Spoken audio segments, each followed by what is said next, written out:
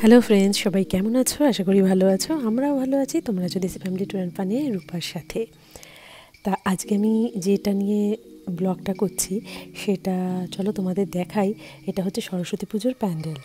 তো আজকে আমি সরস্বতী পুজোর প্যান্ডেল নিয়ে তোমাদের সাথে কথা বলবো। আমরা এত যে আনন্দ করি, এত মজা করি, এর পেছনে হচ্ছে এই মানুষগুলোর কত বড় অবদান আছে, যারা এত কষ্ট করে এত সুন্দর প্যান্ডেল সাজায়, প্যান্ডেল তৈরি করে, তারপরে এত সুন্দর সুন্দর ডেকোরেশন করে। তার জন্যই আজ আমরা এত আনন্দ করতে পারি। তা এই অনেক দিন ধরেই বেশ মোটামুটি প্যান্ডেলের কাজ চলছে। তা আমাদের এখানে হচ্ছে আগামীকাল পুজো। তাই আজকে আমরা যেখানে পুজোটা হবে এটা একটা এলিমেন্টারি স্কুল, সেই স্কুলের আমরা হলটা নিয়েছি। তো সেখানে এই জিনিসপত্র নিয়ে সমস্ত চলে এসেছে সবাই। এবার সেখানে পুরো প্যান্ডেলটা ফিনিশিং হবে। তার আগে হচ্ছে এই যে এরকম করে কাজ হয়েছে যেখানে, তো সেই কাজগুলো এখানে আমি তোমাদের কাছে তুলে ধরেছি। এবার কাজের মাঝখানেই খাওয়া দাওয়া করে নিজেদের মতন নিজেরা এনজয় করে কাজের মাঝখানেই। কিন্তু কি সুন্দর হয়েছে দেখো এই জিনিসগুলো, এইগুলো দিয়ে একটা মন্দির হবে আর কি, খুব সুন্দর একটা মন্দির এখানে সরস্বতী পুজোর জন্য করা হবে। তাই যে অল্প অল্প করে হচ্ছে। আর তাছাড়া তো কালকে আরও অনেক কিছু রয়েছে, প্রোগ্রাম হবে, সাংস্কৃতিক প্রোগ্রাম। এছাড়াও হবে বসে আঁকো প্রতিযোগিতা, বাচ্চাদের হাতে খড়ি, আর তাছাড়া হবে প্রাইজ ডিস্ট্রিবিউশন, বুকস ডিস্ট্রিবিউশন। মানে এটা আমি কালকের কথা বলছি। তার সন্ধেবেলা হবে একটা খুব সুন্দর নাটক, মক্কেল নাটকটার নাম। আর তাছাড়া তো কালচারাল প্রোগ্রাম যেখানে থাকবে গান, নাচ, বাচ্চাদের আবৃত্তি, এই সমস্ত। তো কি সুন্দর হয়েছে দেখো প্যান্ডেলটা, দারুণ অপূর্ব লাগছে না?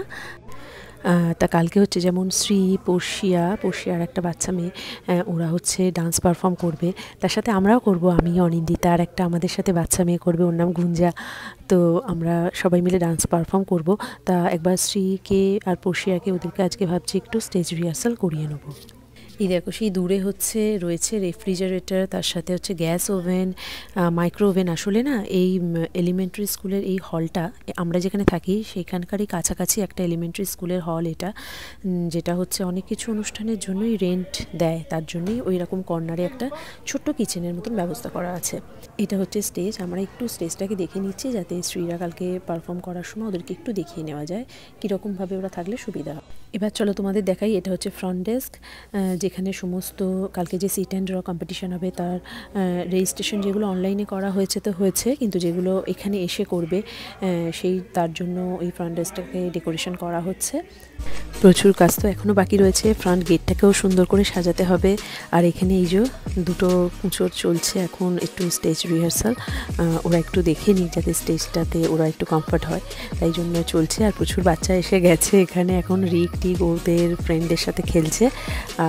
খুব ভালো, বেশ মজা হচ্ছে, আমরাও একটু আড্ডা মারছি তার সাথে। এখানে বাচ্চাদের স্টেজ রিহার্সাল মোটামুটি হয়ে গেছে। এবার সবাই ঠাকুর আনতে গেছে। এই তো ঠাকুর নিয়ে চলেও এসেছে, তবে কুমোরটুলি থেকে নয়।